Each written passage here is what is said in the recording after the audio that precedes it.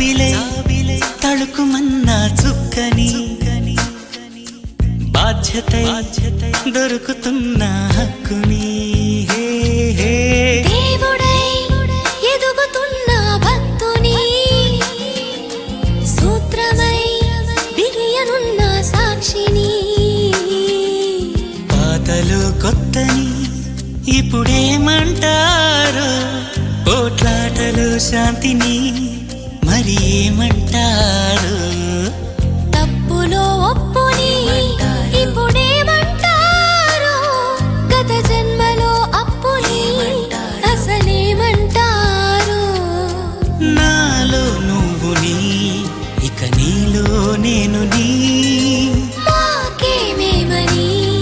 మన దారే మనదని రాసుకున్న ఆత్మచరితని అదా ఇదా ఇదే